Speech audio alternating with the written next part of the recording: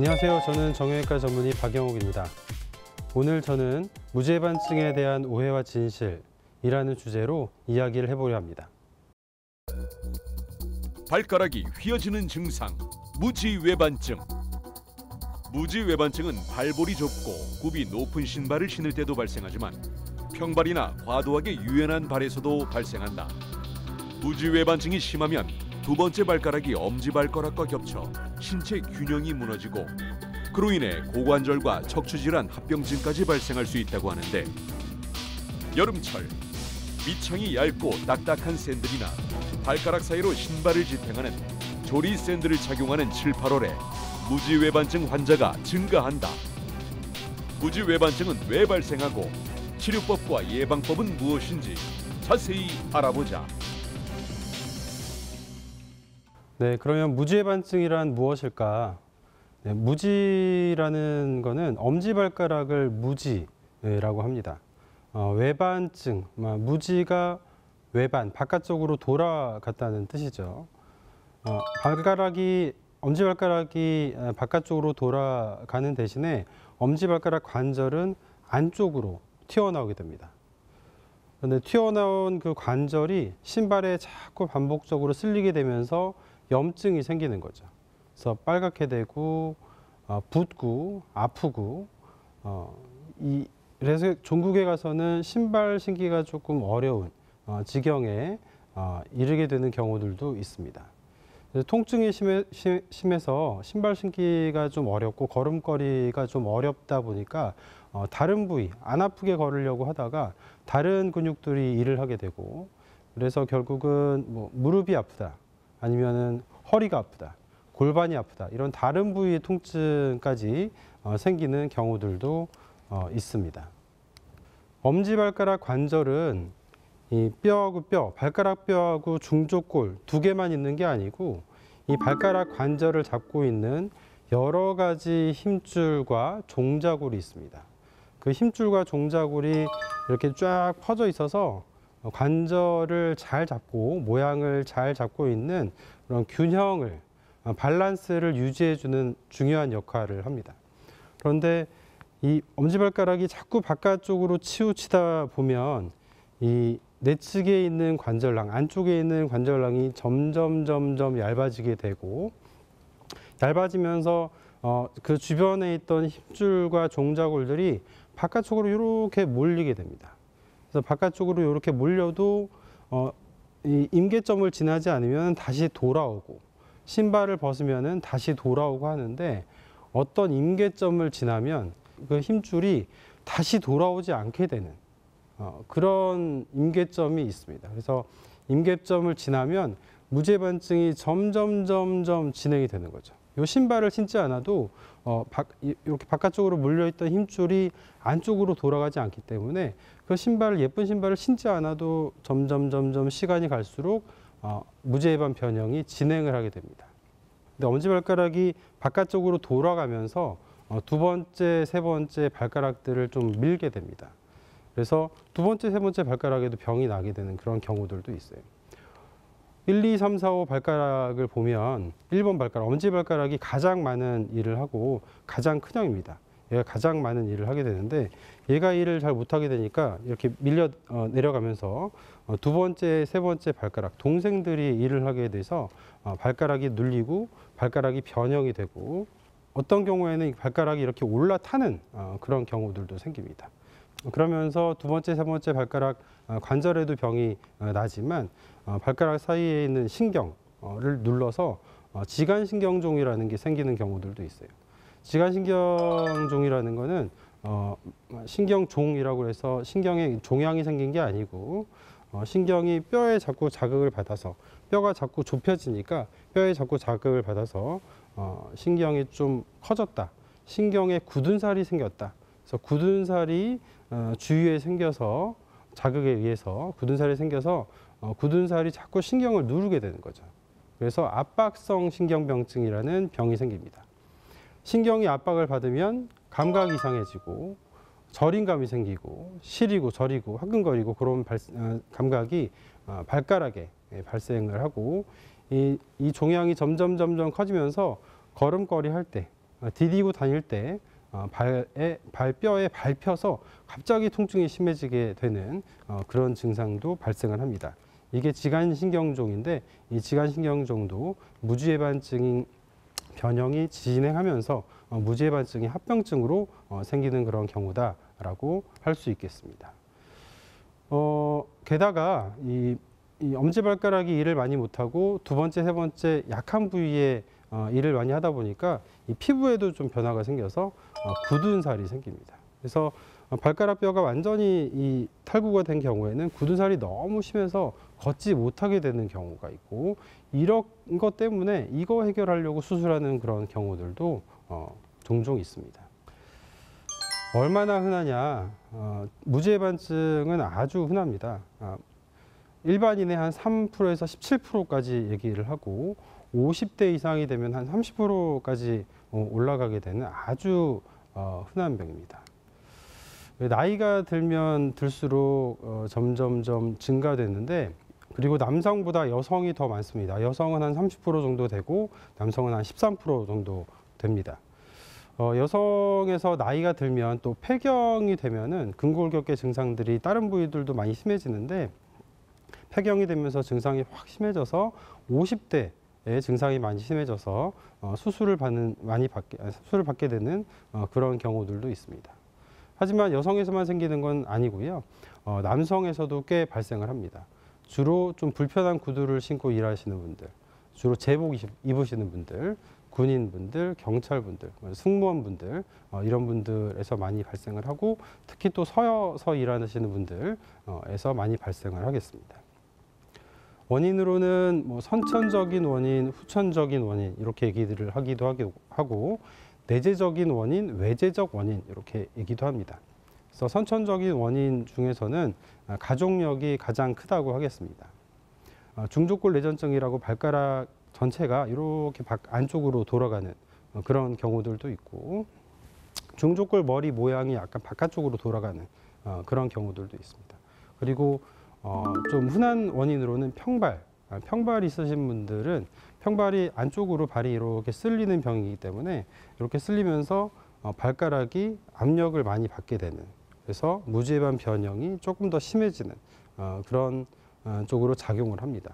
그래서 평발이 있으신 분들이 무지해반증의 위험이 좀 높고, 평발이 있으신 분들은 특히 또 아킬레스건이 짧아서 이런 원인들이 생길 수가 있기 때문에 아킬레스건이 좀 짧은 경우들도 이런 내재적 원인, 선천적 원인이 되겠습니다. 네, 무지해반증의 진단은 사실 눈으로 보기만 해도 진단을 할 수가 있습니다. 튀어나온 거를 보면 그냥 알 수가 있죠. 그런데 의사들은 이렇게 엑스레이를 찍어서 주로 진단을 합니다. 엑스레이를 찍어서 그 각도를 측정을 하고, 각도에 따라서 등급을 나눠요. 1등급, 2등급, 3등급 단계별로 이렇게 나누는 거죠. 그래서 치료의 지침으로 삼습니다. 그런데 엑스레이도 그냥 이렇게 그 테이블에 올려서 찍으면 안 되고 서서 찍어야 이 각도가 정확하게 나옵니다. 이 서 있는 자세에서 이 찍어야 그 각도를 정확하게 측정을 할 수가 있고, 그래야 이런 그 그레이드 단계를 정확하게 평가를 할 수가 있습니다. 일단 통증에 대한 치료로 가장 먼저 말씀을 드리는 것은 생활 습관을 바꾸는 게 제일 먼저 말씀을 드립니다. 신발을 좀 편한 신발로 바꾸는 거죠. 그 좁은 신발, 딱 맞는 신발을 좀 피하고 좀 널널한 신발로 바꾸는 겁니다. 저희가 톱박스라고 하는데, 신발의 앞부분 톱박스가 좀 높고 넓은 신발을 신는 것을 권해드리고, 신발을 신어보면은 본인이 잘 알 수가 있어요. 발가락이 신발 안에서 놀 수가 있는지, 발가락이 신발 안에서 움직일 수가 있는지, 움직일 수 있고 압박이 안 되면 좋은 신발인 겁니다. 그래서 이런 신발 바꾸는 것만 해도 증상이 좋아질 수가 있어요. 그래서 제일 먼저 권해드리는 거는 신발을 바꾸는 겁니다. 두 번째는 보조기 같은 걸 해볼 수가 있습니다. 시중에 여러 가지 보조기가 많이 나와 있는데, 대개 이렇게 발가락을 벌려주는 보조기가 많고, 발가락을 벌리면서 이 튀어나온 부위를 좀 감싸주는 그런 보조기가 있습니다. 이 보조기가 증상에 도움이 됩니다. 이렇게 발가락을 벌려주기만 해도 여기는 좀 덜 튀어나오기 때문에 신발이 덜 쓸리고 그래서 증상에 좀 도움이 될 수가 있고 아픈 부위를 감싸주면 이 염증을 좀 완화하는 그런 역할을 해줍니다. 그래서 이런 보조기도 증상을 완화시키기 위해서 해볼 수가 있습니다. 그 다음에는 약물 치료입니다. 약물 치료는 대개는 이제 진통소염제를 처방을 해드리는데 통증이 심한 경우에는 이 염증을 좀 완화시키는 그런 치료가 필요합니다. 그래서 통증이 심한 경우에는 약물 치료를 먹는 약을 좀 먹을 수가 있는 거죠. 근데 무죄반증 증상이 좀 심해졌다가 좀 완화되었다가 또 심해졌다가 완화되었다 이런 걸 반복을 하기 때문에 요 통증이 심할 때만 드시는 것을 권해드립니다.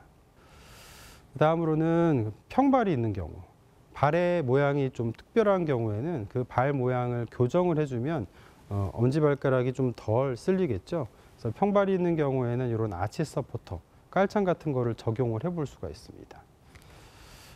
그냥 시중에서 파는 것을 사서 적용을 해보셔도 되고, 발이 좀 특별하게 변형이 있다 그러면 병원에 오셔서 맞춤 깔창을 하는 그런 경우들도 있습니다. 일반적으로 수술적 치료를 고려하는 경우에는 이렇게 통증이 많이 심한 경우, 신발 신기가 어려워서 일상생활이 좀 어려운 경우, 변형이 너무 많이 심해서 신발에 튀어나온 부위가 자꾸 걸려서 여기에 문제가 생기는 그런 경우에는 수술적인 치료를 고려하고, 이 무지해반증이 좀 많이 진행이 돼서 무지해반증이 합병증이 생겨 있는 경우, 두 번째, 세 번째 발가락이 아프다거나 두 번째 발가락이 위로 올라갔거나 아니면 발 볼 통증이 너무 심하다거나 굳은 살이 너무 심하다거나 지간신경종이 또 너무 심하다거나 그리고 이미 또 관절염이 발생을 했거나 그런 경우에는 보조적인 치료로 일반적인 치료를 하기가 어렵습니다. 그래서 수술적인 치료를 고려하게 되는 거죠. 무지해반증 수술의 목표는 무지해반 변형을 교정하는 겁니다. 발가락이 바깥쪽으로 돌아온 것을 안쪽으로 당기고 튀어나온 관절을 좀 잘라내고 넓은 발을 좀 날씬하게 만들어서 신발 신기가 조금 편하게 만드는 거죠. 엑스레이로는 저희들이 이제 의사들끼리 얘기를 하는 거지만 벗어난 관절을 이렇게 일치를 시켜야 됩니다. 정복을 잘 해야 되겠고 여러 가지 각도, 중족골간각, 무지해반각 이렇게 말씀을 드리는데 정상 범위 내로 교정을 해서 이 발가락뼈하고 중족골의 관계 그리고 이 종자골과 중족골의 관계를 개선하는 게 목표가 되겠습니다. 그래서 이런 목표를 이루려고 하다 보면은 한 가지 수술로는 전부 다 교정을 하지 못해요. 그래서 여러 가지 수술을 동시에 합니다. 관절의 밸런스를 맞춰주는 연부조직 유리술, 힘줄이 바깥쪽으로 이렇게 치우쳐져 있던 거를 다시 회복을 시켜야 밸런스가 다시 맞겠죠.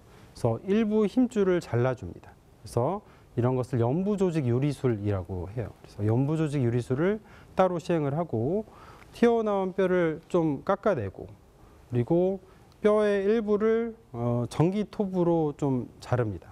전기톱이라고 해서 영화에 나온 그런 아주 무서운 그런 체인소 그런 게 아니고 아주 귀여운 조그만 그런 의학용 전기톱입니다. 이 톱을 이용해서 뼈를 이렇게 일부러 골절을 시키는 거죠. 그런 다음에 뼈를 이렇게 틀어놓고 고정을 합니다. 그 뼈를 골절시키는 그런 방법에 따라서 여러 가지 수술 방법이 있는데 그 수술 방법은 변형의 정도가 얼마나 심하냐 혹은 관절염이 있느냐 없느냐 혹은 이분이 재발 가능성이 높으냐 안 높으냐 이런 거에 따라서 수술의 내용이 좀 틀려집니다. 예전에는 이런 수술을 하면서 이렇게 많이 절개하는 방식을 사용을 했어요. 수술하고 나서 통증도 꽤 심했는데 최근에는 많이 열지 않고 구멍만 내서 수술하는 방식이 개발이 되어서 여러 병원에서 행해지고 있습니다. 그래서 조그만 기구, 이렇게 전동 드릴 같은 기구가 이 구멍 안으로 들어가서 그 기구를 통해서 이 뼈를 절삭하는 거죠. 그래서 아주 크게 절개하지 않고 엑스레이를 보면서 수술을 할 수 있겠습니다. 그래서 이 뼈를 골절을 만들고 이렇게 틀어서 이 핀이나 나사못으로 딱 고정을 해서 이 목표를 이룰 수 있게 중족골감각과 무지해반각이 정상이 되게 이렇게 수술을 합니다. 수술 후에 통증이 좀 있습니다. 뼈를 깎는 고통이라고 얘기를 하죠. 실제로 뼈를 좀 깎아내고 일부러 골절을 만들고 그 이후의 상태가 되기 때문에 통증이 많이 심합니다. 그런데 최근에는 아까 말씀드렸던 그 최소 침습 절개를 하기 때문에 많이 재는 경우가 별로 없어서 좀 수술 후 통증, 수술 후 막바로 통증은 좀 잡을 수가 있고요. 수술 후 통증 조절을 아주 열심히 합니다. 수술 후 통증 조절, 무통주사가 전통적으로는 정맥의 무통주사를 연결을 해서 사용을 합니다. 그래서 마약성 진통제를 많이 사용을 합니다. 근데 마약성 진통제가 물론 잘 조절되는 경우들도 있지만 통증이 완벽하게 조절이 되지 않고 그리고 좀 구역구토가 있는 단점이 있어요. 그래서 신경차단 무통주사라는 방법을 사용을 합니다. 그 무릎 밑에서 발가락의 감각을 담당하는 그런 좌골신경이라는 게 있는데 좌골신경 주변에 주사기를 넣고 관을 집어넣고 마취제를 집어넣는 이런 신경차단 무통주사라는 거를 합니다. 신경차단 무통주사가 아주 효과적이에요. 그래서 수술하고 하루, 이틀, 3일째까지는 거의 완벽하게 통증 조절을 할 수가 있습니다. 그래서 수술 후에도 통증이 그렇게 심하지 않아요. 잘 조절을 해드리기 때문에. 그래서 너무 겁내지 않아도 괜찮습니다. 근데 수술을 해도 재발하는 그런 경우들이 있습니다. 어떤 분들은 수술하지 말아라, 수술해도 똑같다, 뭐 그렇게 말씀하시는 분들도 있고, 연구자들도 의사들도 이 재발률을 나타내는 그런 논문들을 보면 천차만별이에요. 어떤 분들은 50%씩 얘기하기도 하고, 어떤 분들은 10% 얘기하기도 하고. 근데 수술 결과가 안 좋을 가능성이 있는 경우들이 있습니다. 무지해반증이 심하면 수술 결과가 좋지 않습니다. 그래서 증상이 있고 임계점을 넘어간 무지해반증인데 일부러 얘를 수술하지 않고 끝까지 기다릴 필요는 없는 거죠. 왜냐하면 너무 심하게 되면은 수술 결과도 안 좋기 때문에 수술을 한다고 마음을 먹었으면, 그리고 일상생활이 불편하다면 굳이 기다릴 필요가 없는 거예요. 나중에 수술을 하면 오히려 더 안 좋습니다. 또 하나는 어렸을 때부터 생긴 무지해반증은 결과가 좀 좋지 않아요. 연소형 무지해반증이라고 하는데, 그런 경우에는 발이 좀 특별하게 생긴 그런 경우들이 있습니다. 그런 경우에는 수술 결과가 조금 안 좋은 걸로 나오고, 그리고 평발이나 이런 중족골 내전증처럼 발이 좀 특별하게 생긴 경우는 수술적 치료의 결과가 썩 좋지 않아서 이런 경우에는 좀 특별한 방법으로 수술을 해야 됩니다. 그냥 일반적으로 시행하는 그런 절골술이 아니라 저 위에서 관절을 이렇게 위협하는 그런 라피두스 술식을 시행을 해야 될 수도 있기 때문에 혹시 환자분이 이런 경우다라고 판단이 되시면 담당 선생님과 좀 자세하게 상담을 하시면 좋을 것 같습니다. 운동법은 크게 두 가지, 스트레칭과 그리고 강화 운동이 있습니다. 첫 번째로 말씀드리는 스트레칭은 발가락을 이렇게 쫙 벌려주는 그런 발가락 벌리기, 토 스플레이라고 얘기를 하는데, 그냥 하기에는 좀 재미가 없고 효율적이지 않을 수가 있으니까 발가락을 일단 발바닥에다 대고 이 발가락을 기점으로 2, 3, 4, 5 발가락을 쫙 피는 이런 연습을 시킵니다. 아킬레스건 스트레칭도 많이 시킵니다. 특히 평발이 있는 경우에는 아킬레스건이 짧아져 있기 때문에 아킬레스건만 늘려줘도 증상이 좋아질 수 있어요. 평발 수술하는 경우에 아킬레스건을 늘리는 수술을 합니다. 아킬레스건만 늘려줘도 평발이 많이 교정이 되기 때문에 이 스트레칭을 통해서 아킬레스건을 좀 늘릴 수가 있고, 그래서 아킬레스건 스트레칭을 좀 강하게 말씀을 드립니다. 다음으로는 강화 운동을 말씀을 드리겠습니다. 그 엄지발가락 관절 주위로 안정성을 잡아주고 있는 근력들을 강화하기 위해서 엄지발가락에다가 이렇게 밴드를 감고 밴드를 손으로 잡고 엄지발가락을 이렇게 내리는 그런 강화 운동을 좀 시키는 그런 경우가 있습니다. 그래서 엄지발가락의 균형을 잡아주는 그런 근육들에 대한 강화 운동이고, 또 하나는 수건을 바닥에 깔아놓고 발가락을 구부려서 수건을 잡아서 올리는 그런 운동을 시킵니다. 숏풋 엑서사이즈라고도 시키는데, 이거는 발가락은 그냥 가만히 두고 발등만 이렇게 올리는 그런 운동인데, 사실 좀 하기가 어려워서 권해만 드리지 아주 강력하게 권해드리진 않습니다.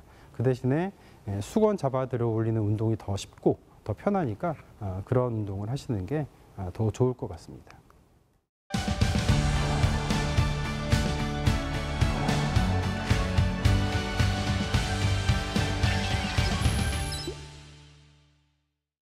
시청자 여러분께서 무지외반증과 관련해 저에게 많은 질문을 보내주셨는데요. 함께 확인해 볼까요? 첫 번째 시청자 질문입니다. 구두를 자주 신어 무지외반증이 생겼는데 언제부턴가 엄지발가락에 짜릿한 느낌이 들기 시작했습니다. 수술을 고려해봐야 하나요? 네, 구두를 자주 신어서 엄지발가락에 짜릿한 느낌이 들었다. 그런 경우에는 일단은 신발을 좀 편한 신발로 바꾸고 조금 지켜보는 것을 권해드립니다. 뭐 짜릿한 느낌만으로 무지외반증을 진단하기는 어렵고, 그리고 본인이 발을 쳐다봤을 때 만약에 무지외반증이 없다면, 엄지발가락과 두 번째 발가락이 떨어져 있다면 크게 걱정하지는 않아도 되는 거예요. 그런데 만약에 엄지발가락과 두 번째 발가락이 붙어 있다, 본인이 무지외반증이 있는 것 같다, 그러면은 좀 잘 봐야죠. 그리고 좀 편한 신발을 신어도 통증이 지속이 된다, 신발을 신기에도 좀 어렵다, 그러면은 수술적인 치료까지 고려해 볼 수도 있습니다. 두 번째 시청자 질문입니다. 주변에서 약물로 무지외반증을 치료했다는 이야기를 들었습니다. 약물 치료법에 대해 자세히 설명 부탁드립니다. 네, 약물로 무지외반증을 치료했다는 것은 통증이 좀 좋아졌다는 얘기입니다. 약물이라는 무지외반증에서 사용하는 약물은 진통소염제입니다. 무지외반증이 되면은 그 건망류가 붓고 아프고 통증이 있고 신발 신기가 어렵고 이런 증상들이 약을 먹으면, 진통소염제를 잘 먹으면 증상이 완화가 됩니다. 그런데 약물로 무지외반증을 이렇게 교정하기는 어렵기 때문에 통증이 좋아졌다라고 이해를 하시면 되겠습니다. 세 번째 시청자 질문입니다. 1년 전 무지외반증 수술을 받았는데 수술 후 엄지발가락과 두 번째 발가락이 엄청 벌어져 보입니다. 시간이 지나면 정상으로 돌아올까요? 네, 아주 좋은 질문입니다. V사인이라고 얘기를 하는데요. 이렇게 좀 과도하게 그런 교정이 된 경우들도 있고, 아니면은 두 번째 발가락이 이렇게 밀려 있는 경우들도 있습니다. 일단은 엄지발가락이 잘 교정이 됐는지를 판단을 해야 됩니다.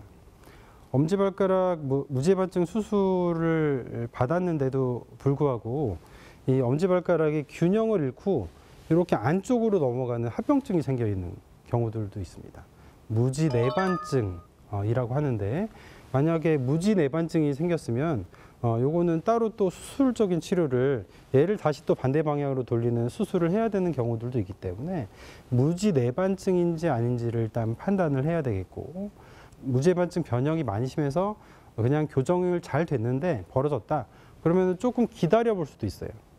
기다려 보면은 얘가 조금 자연스럽게 되는 그런 경우들도 있습니다. 근데 그렇지 않고 기다려도 자연스러워지지 않고 자꾸 벌어져 있고 양말 신을 때 자꾸 걸리면 두 번째 발가락에 좀 손을 봐서 추가적인 수술을 해서 두 번째 발가락을 약간 좀 돌리는, 균형을 잡는 그런 수술을 하는 경우들도 있습니다. 네 번째 시청자 질문입니다.